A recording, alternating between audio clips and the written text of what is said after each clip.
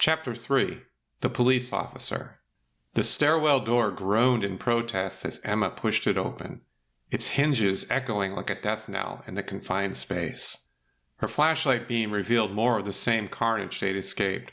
Bloodstains spattered across the concrete walls like a Rorschach test. Debris scattered across the bare concrete steps waiting to twist an ankle. Kelly remained plastered to her side, clutching the dented bedpan. "The cafeteria is 5 flights down. We'll find the exit."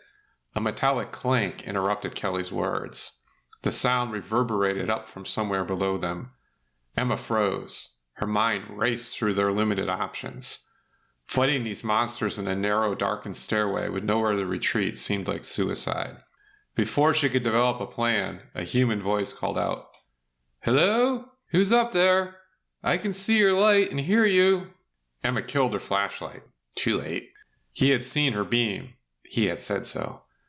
Kelly's trembling fingers clung to the back of Emma's sweatshirt, pulling the fabric tight across her shoulders, choking her. "Don't answer him. It might be a zombie baiting a trap." Kelly's voice sounded as if she sat on the ledge of hysteria. One push and there wouldn't be any way back to sanity for her. "They don't talk." This felt solid to Emma, even if she had no way of knowing how she knew it. Where had she learned about zombie behavior? Heavy footsteps reverberated in the stairwell, closing in on them. Each boot fall rang against the bare concrete steps with military precision. A human. Emma raised the fire extinguisher, readying to attack. A powerful beam of light blazed upward. She squinted, trying to clear the after images from her retinas. The silhouette of a large man ascending the stairs replaced the ghost images. "Police! Stop right there! I'm Officer Ryan Matthews. I'm here to evacuate the hospital." Emma's vision cleared when he focused the beam of his tactical flashlight on the floor. His tattered and stained tactical gear had seen better days. The same sticky goo from the floor above covered his combat boots. He looked like the lone survivor of a week-long battle. "Thank God I found you. I didn't think anyone still alive roamed in this hellhole." "Where is everyone? What happened here?" Emma asked. "When the evacuation went sideways, I got separated from my team. My radio died about 3 hours ago. I'm left with no way to call for backup or to coordinate with other units. Nobody else is left." "Wait, what evacuation? When did they evacuate everyone?" Kelly said. Her voice broke as she spoke. "They pulled out around 0600 hours. The damn zombies had already overrun most of the hospital by then."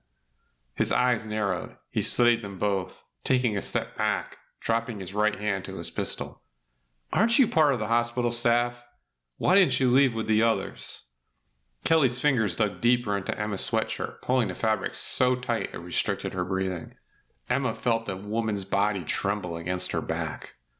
Was her reaction something more than just nerves? "I got trapped on the floor when everything went to hell." Kelly's lips trembled, bright red lines contrasting with her pale skin. She wiped the sweat off her forehead before continuing. "The elevators stopped. Those monsters filled the stairwells.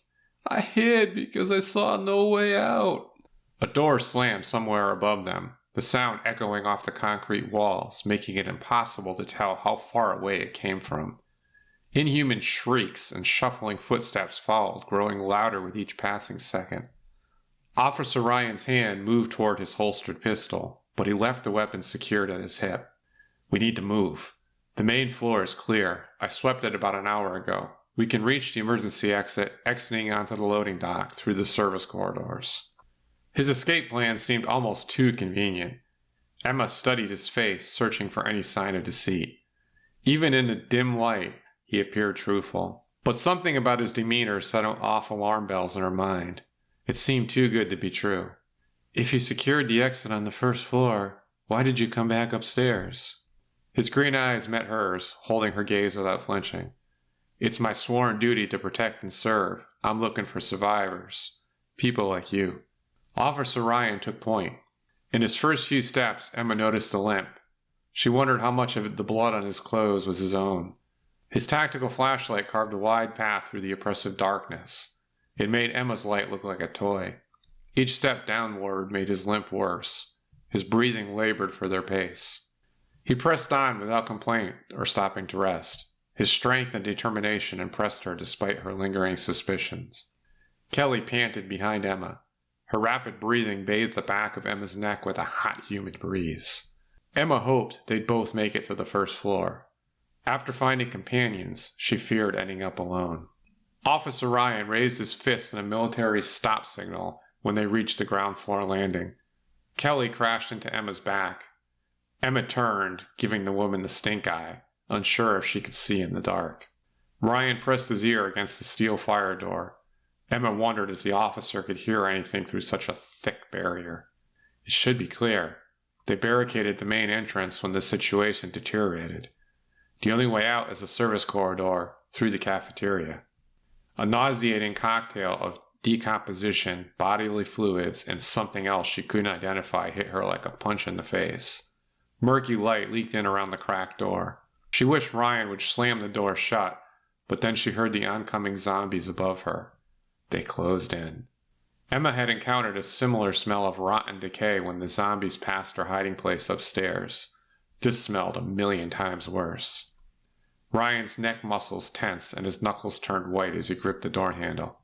"What do you see? What's out there?" Kelly's voice had risen to near panic levels. Emma worried the nurse might lose what remained of her composure, a total loss of sanity. Officer Ryan turned back toward them with a grim expression. Emma tightened her grip on the fire extinguisher. Preparing for what? She didn't know. She heard the telltale signs of the infected coming from beyond the door. Shuffling feet, moans, groans, and shrieks. A chorus of the damned. The racket made them sound like a much larger group than her previous encounter. Ryan held his fingers to his lips as he eased the door open. At least a dozen zombies clustered around the reception desk in the lobby. Even more creatures shambled through the corridors beyond. They moved with the random, purposeless motion of a crowd waiting for something to happen. A flash mob of monsters. Before they could develop a plan, the sound of shuffling feet echoed from the stairwell above them. It grew louder with each passing second. No way to retreat up the stairs. Squeezed between two groups of the infected, a certain death in both directions. What the hell? I don't understand. This area was clear an hour ago. As if summoned by his words, 3 zombies crashed through the ceiling tiles in the hallway across from them, then landed in an awkward tangled heap, their limbs intertwined like broken mannequins playing Twister. Even with white bone protruding through gray molted skin, they struggled to untangle themselves. More infected dropped through the same hole, their fallen brethren cushioning their fall. Zombies with broken bones and twisted limbs showed no signs of stopping. "They're coming through the ceiling! Where are they all coming from?" Kelly's voice bordered on hysteria. Emma wanted to shake some sense into her. A zombie in the lobby snapped its head toward the sound of Kelly's shrill voice. Its milky eyes locked onto Emma's, peering through the crack in the door. Her blood turned to ice. Its head reared back, shrieking like a siren. The horde turned as one, moving toward them, a tide of rotting flesh and gnashing teeth. Ryan drew his service pistol, taking aim at the advancing crowd. "Run! Take the hall on your right. Get inside the security office." Emma's ears rang from the gunshot. The sound echoed off the walls of the hallway as the head of the nearest zombie exploded like a rotten melon. Its collapsing corpse tripped up the charging mob following it. They scurried to their feet, but Ryan's shot had bought them a few precious seconds. Kelly stood frozen, her mouth hanging open. Emma grabbed her arm, dragging her down the corridor, away from the approaching mob. Ryan limped after them, firing 2 more shots, achieving similar results to the first. Emma yanked on the handle of the heavy metal door at the end of the hall. It held fast. Her heart hammered against her ribs as dozens of feet thundered behind them. Ryan lumbered to her side, pushing her aside. He fumbled with a white plastic key card. The indicator light flashed red as he swiped the card past the reader. "Come on, you piece of..." The overwhelming stench of decay intensified as the zombies closed the distance. 20 feet. 15. 10. Emma raised the fire extinguisher, assuming a ready combat stance. It felt natural to her, like she had done this before. Kelly whimpered, cowering behind Emma like a frightened child. Pathetic. Ryan cursed as he worked the electronic lock. He wiped the sweat from his brow. Perspiration formed in the cool air of the hallway. Get it open! As the lead zombie closed within 8 feet, the light flashed green with an audible beep. He shouldered the door open, shoving both women inside before slamming it shut behind them. A handful, or two, of gray, decomposing fingers writhed on the floor. The steel door severed them like a guillotine paper cutter. An audible click from the electronic lock told her that they were safe. For now, at least.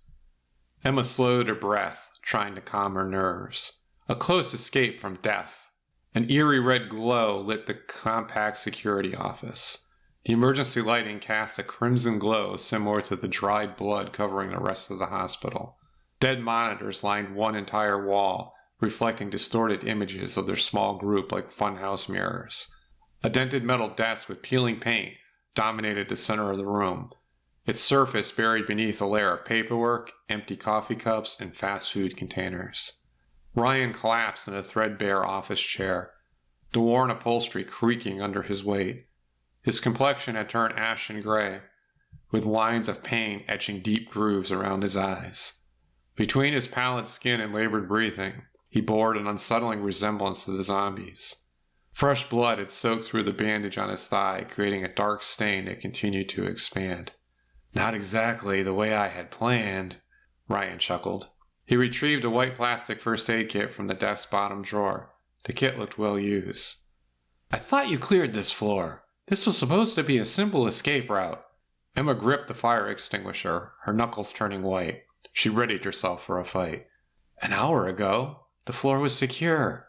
Something drew them down from the upper floors. He winced, cutting away the bloodied fabric of his tactical pants. A deep gash ran the full length of his thigh. It looked angry. Kelly diverted her eyes, peering through the reinforced security window set in the upper portion of the door. She pressed her face against the thick glass, trying to get a clear view. We're trapped. They've filled the hallway. There are 30 or 40 of them blocking our escape route. Kelly's body shook as she stood blocking the door.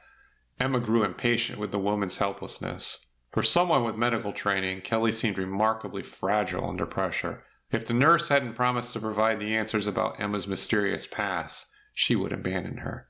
There's no need to panic. We're not trapped. There's another exit that leads to the loading dock on the far side of the server room. But we need a plan before we go charging out there. No sense in running into another horde. Emma watched with growing respect as the big man dressed his wound. He worked with the skill of someone who performed field medicine before. She had written him off as an incompetent fool, but his calm professionalism under pressure changed her mind. And what exactly is your plan? Emma felt guilty about dividing his attention while he tended to his injury, but she needed answers. She wondered why the person with no memory seemed to be the only one maintaining focus in this crisis. Ryan paused. His green eyes swept over her face. He evaluated her with the same careful attention he had given his wound, before he answered. Ryan secured the bandage with medical tape. Before I pass out from blood loss, I need to stop this bleeding. Then it would be great if we could figure out what attracted those zombies to this floor. We don't want them following us to the loading dock. After that, we'll run like hell and pray we make it to the perimeter alive. Kelly slammed the dented bedpan down on the desk with a metallic clank. The sound interrupted Emma's thoughts. Where do you suggest we go, officer? The entire city is... Let's deal with one problem at a time, nurse. Right now we focus on surviving the next hour. After that, we can worry about the next hour. Unless you have a better plan, I'm all ears. Ryan glared at Kelly while tightening the bandage around his wounded thigh. Emma sensed an undercurrent of tension between them going beyond the situation. They had left something out, and Emma wondered what it was. In her current state, with her memory as blank as a formatted hard drive, she couldn't trust anyone. But for the time being, she needed them both alive to get the answers she needed.